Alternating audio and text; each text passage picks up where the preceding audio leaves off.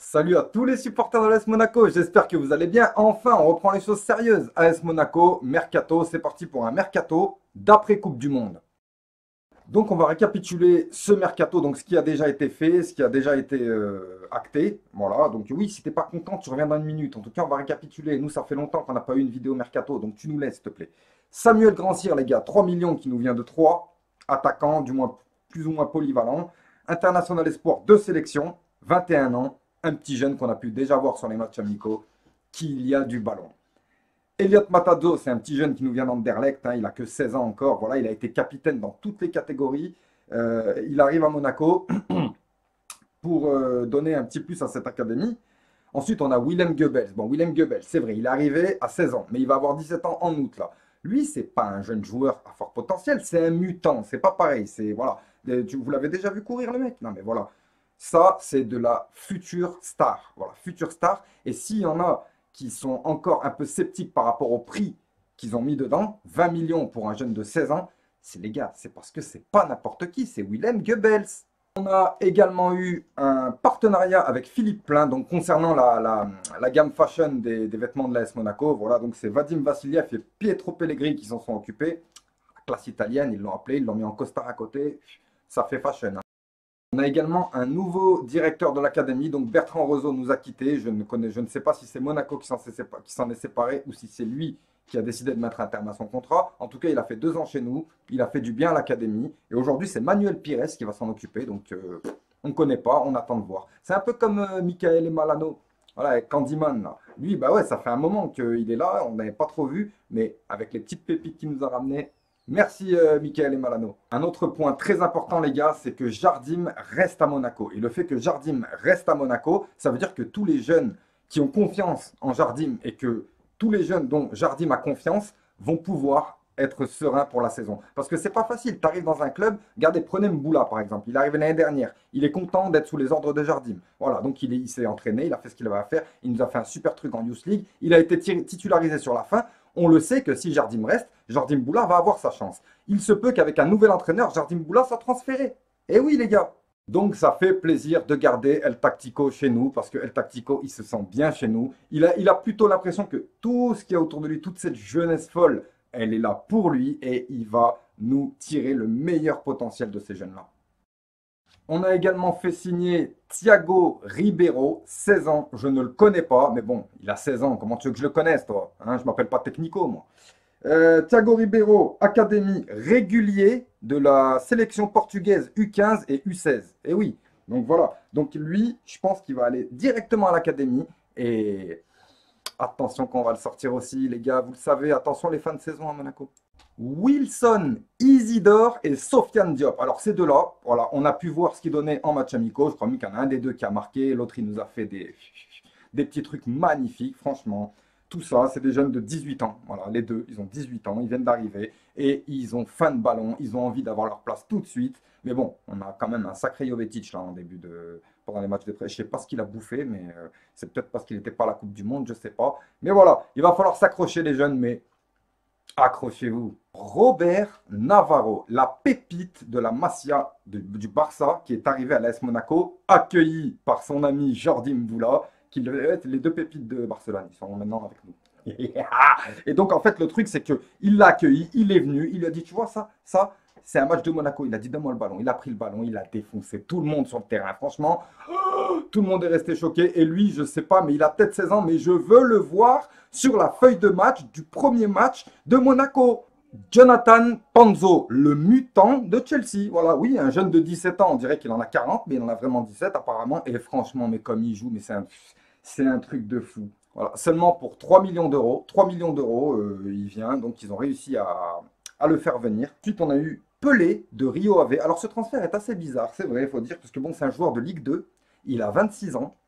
Il y a 10 millions qui ont été posés sur la table et on ne connaît pas ce joueur. Mais moi, j'ai confiance en ma direction, j'ai confiance au club de l'AS Monaco et je sais que si il vient de signer à l'AS Monaco, c'est qu'il y a un truc, c'est qu'il y a un truc à faire. Peut-être qu'il sera là en doublure pour la rotation ou peut-être qu'il a un profil qu'on recherchait, mais à mon avis, il va être utile. Il n'a pas été pris pour rien. Maintenant, on le sait qu'il peut y avoir des erreurs, hein, on le sait très bien, hein, mais on va lui laisser sa chance, histoire de nous montrer ce qu'il sait faire. Concernant les départs, on se souvient tous, hein, Fabinho nous a quittés donc pour 55 millions approximativement pour aller à Liverpool. Donc il nous a laissé un très joli message d'adieu. Merci à toi Fabinho, on te souhaite le meilleur, on te souhaite la sélection brésilienne, on te souhaite tout ce que tu as envie. Voilà, tu le demandes et on te le souhaite. Voilà mon ami, tu peux revenir à Monaco boire le café, tu fais partie de la famille, il n'y a pas de souci. Thomas Lemar, 72 millions pour l'Atlético. Bon, voilà, il n'y a pas encore eu vraiment d'officialisation, voilà, parce qu'il y avait la Coupe du Monde. Mais voilà, il est bien parti pour 72 millions à l'Atlético Madrid. Et on te souhaite également le meilleur. Et j'espère que tu vas devenir beaucoup plus important pour l'équipe de France, maintenant que tu es à l'Atlético, et que tu vas nous faire tous oublier la fin de saison que tu as faite à l'AS Monaco et le match de Coupe du Monde que tu as fait, Thomas. On a également perdu Terence Kongolo. Voilà, bon, comme je le disais, moi j'aurais bien aimé le voir ce qu'il donne en défenseur central parce qu'on le mettait à gauche. C'est vrai qu'il n'avait pas la vitesse, il n'avait pas les choses, mais déjà à la base, la gauche, c'était pas son poste. Donc voilà, peut-être qu'il se sent un petit peu roulé, Terence Kongolo, mais désolé mon ami. En tout cas, on te souhaite le meilleur, Huddersfield. Il reste là où son club, enfin, il reste là où il a été prêté, c'est-à-dire Huddersfield, pour 20 millions d'euros, alors qu'on l'avait acheté 15 millions. Ça, c'est du savoir-faire monégasque. Voilà, et puis pour le Cercle Bruges, voilà, on a bombé deux jeunes joueurs, le Cercle Bruges, ce qui fait que Paul Nardi, reprêté au Cercle Bruges, Nginda, reprêté au Cercle Bruges, Apin ou Apin, je ne sais pas, prêté au Cercle Bruges, Étienne, je ne connais pas, prêté au Cercle Bruges, Gavin Tormin, je ne connais pas, prêté au Cercle Bruges, Dias, prêté avec option d'achat à Nottingham Forest. C'est autre chose.